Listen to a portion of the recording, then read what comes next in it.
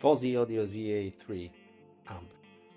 I guess this is the most anticipated piece of audio gear in the recent months. Of course, in the low-cost tier, and one of the most often discussed, as far as I could see, on different forums and groups. So far, my listening experience evolved around integrated amps and Class AB amps. Currently, I'm using Willsenton R8 integrated amp. It's a Class AB tube amp. This is the KT88 version. Having a bad hair day? But when I heard that there is this new Class D amp that you can also bridge as monoblocks, and it's quite affordable and supposedly it measures great, I thought that I might just consider comparing those two and see if I can hear any differences and see if perhaps the new wave of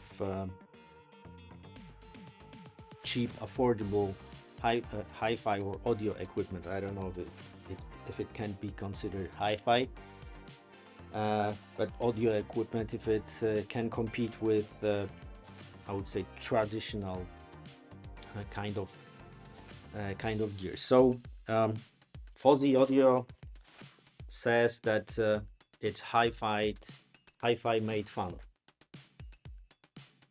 So far I have mixed feelings, and I'm not sure if it's hi-fi made fun or if it's making fun of hi-fi and wannabe audiophiles like me. So here in this video I'm gonna share my preliminary listening impressions.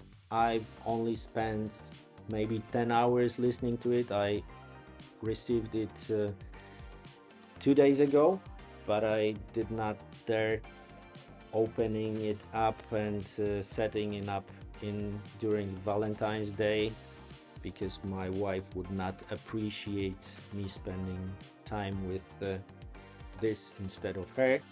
So I only hooked it up yesterday and spent some time listening, comparing to my standard setup. And in this video I'm gonna share my preliminary perspective. So quickly about the setup. As I said, normally I use the Willsenton R8 AB class tube amp connected to Wharfedale Linton's 85th anniversary edition. My source is Riga Planar 1 turntable, but I was not using this in this comparison. And for digital I have what is this? This is 5 minutes later. And for digital I have Note 2i streamer connected via USB to SMSL SU-8s DAC, going to the amp through the RCA cable, so unbalanced connection, but it also has balanced outputs since it's a balanced DAC, and it also has a preamp section, although probably not the best one, and this will be revealed in this test. But it allowed me to hook up ZA3, two of those in MONOBLOCS, and use this DAC as a preamp, since I don't have a proper preamp in my system. So quickly regarding the setup of this amp as MONOBLOCS. Of course, in front you have two switches, so I chose the XLR connection with this. I like those toggles. You toggle this to operate it in mono mode, And at the back, it's exactly the same configuration in both amps, even though one serves the right channel and the other one serves the left channel, but you hook them up exactly the same. So the XLR cable or the unbalanced cable to the right channel, and then speaker cables to right speaker binding post on both amps again. And of course the preamp separates the the signal into right and left channel.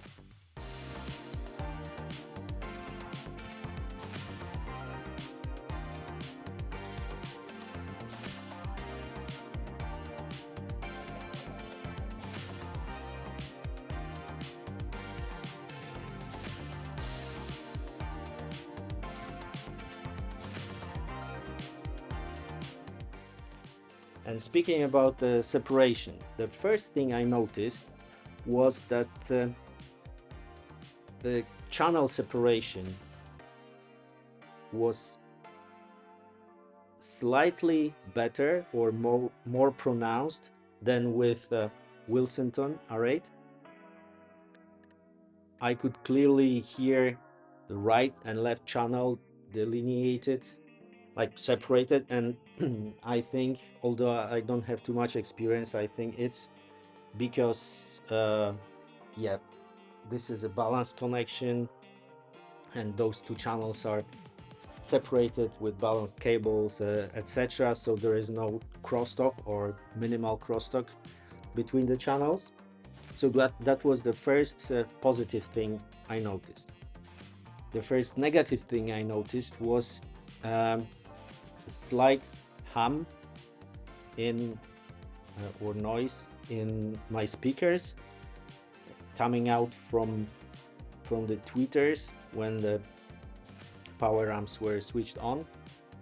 With Willsenton, the speakers are dead silent, or actually the amp is dead silent and there is no noise whatsoever coming out from the speakers when it's idle.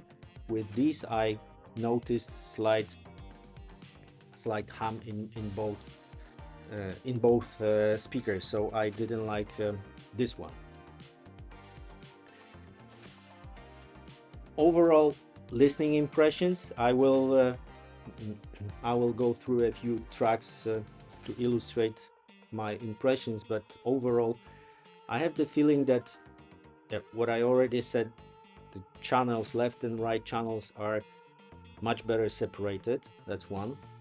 Two, the soundstage is deeper, and especially with vocals, they seem as if they were much farther away from me than I'm used to when listening to the Willsenton, and to the extent that they like go beyond the or behind the amp and even the back wall in some cases.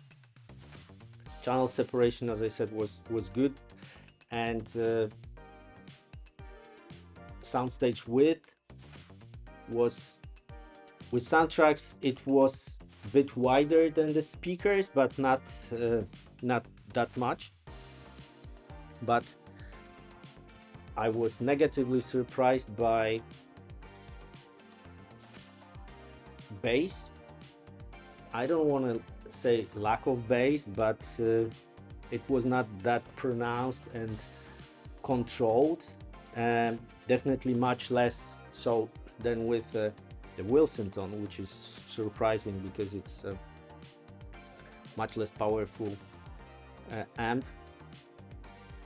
And the vocals, no matter if they were male or female, they were a bit veiled and muddied, not as crispy and airy as with the Willsenton. So to illustrate what I'm talking about, two tracks, Nirvana, Something in the Way, and Yellow Ledbetter by Pearl Jam.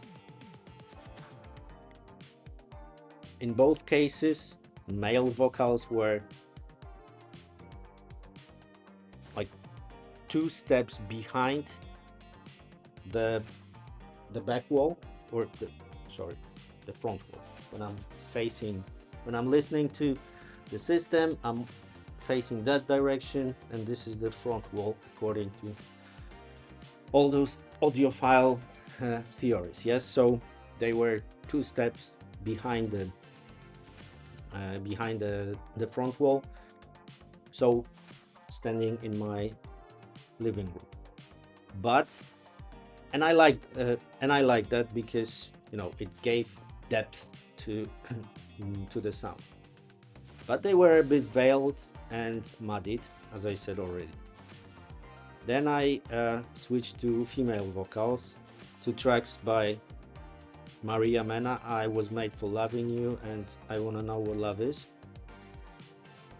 Although I guess I have this one of those tracks wrong, but anyway, those were 2 female vocals and exactly the same feeling, that the vocalists were dead centered but farther away from me, and their voices were not as crisp, as airy and as dramatic as they normally or usually sound when I listen to them with the Willsenton. Then for the bass, I have this track that I like when looking for bass, like deep bass, which is Ptasiek by Anita Lipnicka. She's a Polish artist. But anyway, there is this kick drum bass in this soundtrack, in this track, that is very pronounced, and it's chest pounding, deep, but well controlled. With ZA3s, I couldn't feel it, as chest pounding. It was there, but not very well controlled, and not as palpable as with the Willsenton. Then again, regarding bass, a strange thing with Bring Me to Life by Evenescence, I guess it's Evenescence. At the beginning, there is like in the background of the vocal, there is this rumbling sound, sort of reminding me of a storm and thunder. And it was surprising because I noticed it very pronounced with ZA3s. It sounded really like a thunder hitting, but somewhere like a kilometer away from you and in front of you, like a kilometer, or for the American friends, a kilometer is like 0.6 mile. So yeah, that was exactly 0.6 mile in front of me, the thunder hitting several times. And I was so surprised that I switched the system to the Willsenton to see if it was there all the time or what. And I noticed it with the Willsenton, but funny enough, the thunder was on both of my sides, as if I was in the middle of the storm and the thunder was hitting right where I'm standing.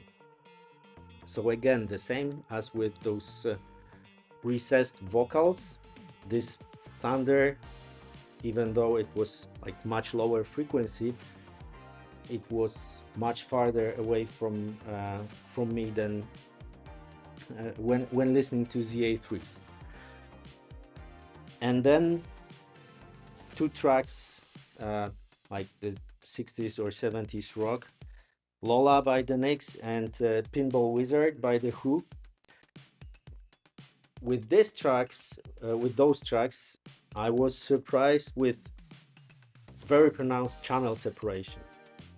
And maybe this is the thing with those older recordings where you have just two channels and they are recorded or remixed the way so that you can clearly hear the left and right channel. With the ZA3s as monoblocks, those two channels were much better separated, or the separation was much more pronounced, so you can hear much better the instruments on the right, like with the Pinball Wizard. At the beginning you have the one guitar that's coming in from the very right side of the sound stage, and then another guitar coming in from the very left. The separation was much better and much more pronounced than with Willsenton,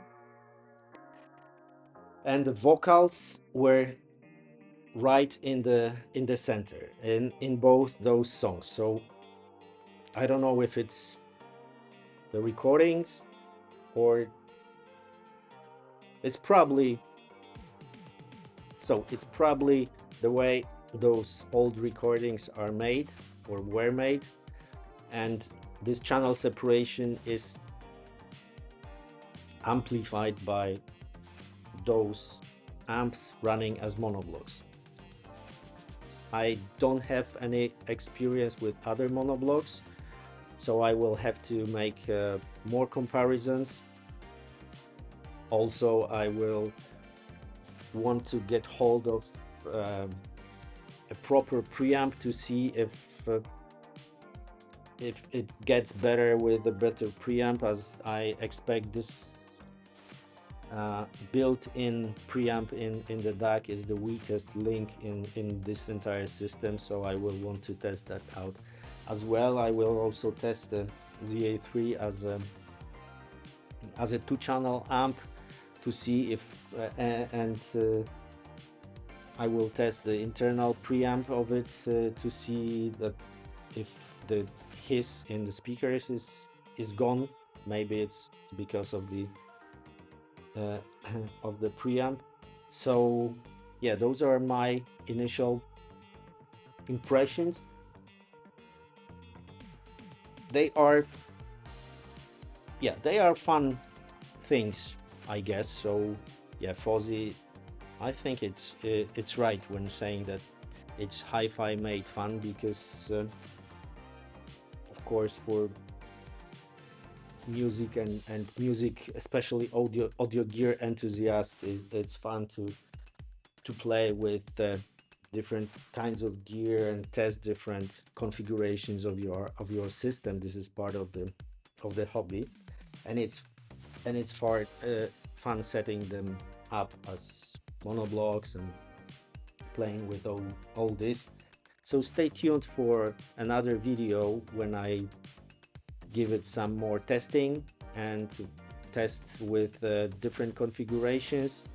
I hope you found this video useful if you were contemplating on purchasing these or are just curious how they work as monoblocks. And I hope to see you in the next video. Bye. And for and I hope